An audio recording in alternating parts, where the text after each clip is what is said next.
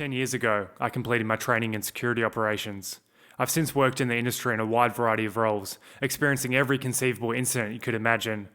Today was the first time I had to perform CPR, and I'll never forget it. Every 3 years, it's compulsory to redo the first aid component of your security license.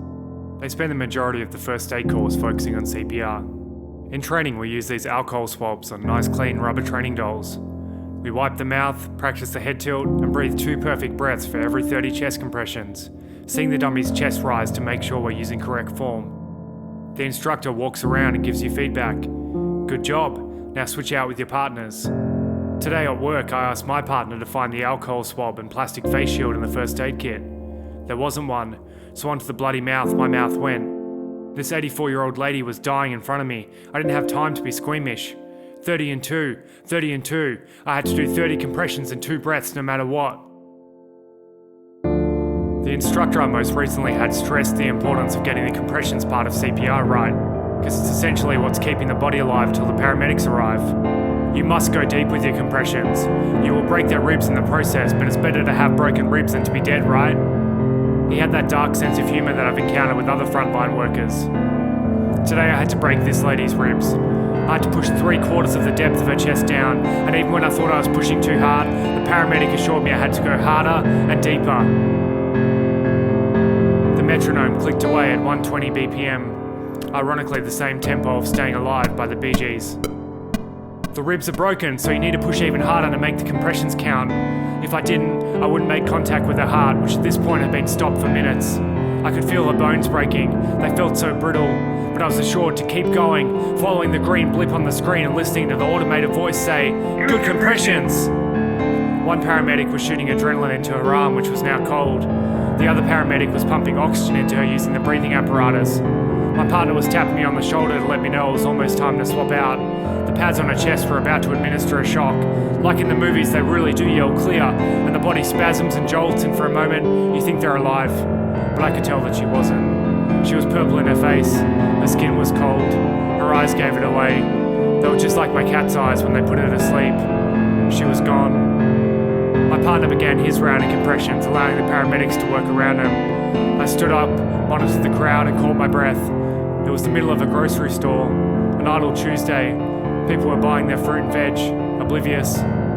I was thankful that with the privacy screens and staff members on hand, we didn't have any sticky beaks trying to film this lady's last moments, or capture the heartbreak of her daughter who was sitting and watching on, in shock.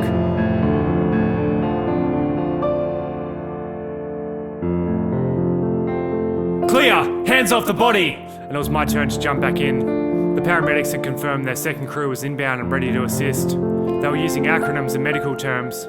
I didn't understand until I heard D, O, A, and the name of the hospital they planned on taking her to. I kept going. They encouraged me, saying I was doing great, but I knew it was too late.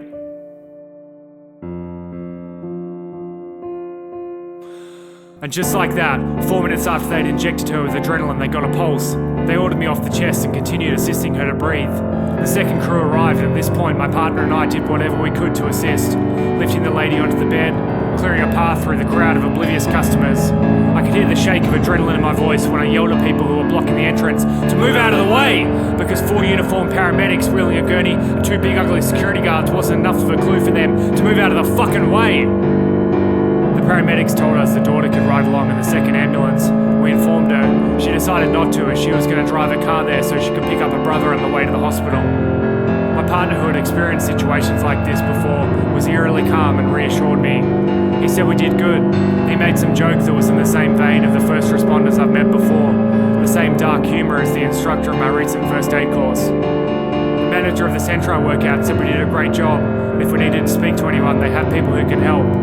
My partner reckons that we may have just helped keep her alive long enough for the family to say goodbye, and that in itself is a good result. A warm body to say goodbye to, is how he put it. I'm hopeful that she bounces back, but I have a feeling my partner is right. We returned to the office and did our debrief and incident report. My more experienced partner said he's here for me, and don't be afraid to talk about it. So I thought I'd write my experiences down and see if it helps. I figure it's a good time to say to all my friends and family the following. 1, I love you all. If you're on my friends list, you're part of a small group. And even though I'm shocking at answering my phone and staying in touch, I love you all so much. Life is short and precious and fragile. 2. Do a senior first aid course, even if you never need to use it. It's better to know it and never have to use it than to not know it when you need it most. The courses cost around $100 and only take 1 day to complete. You never know, it might help you save a life.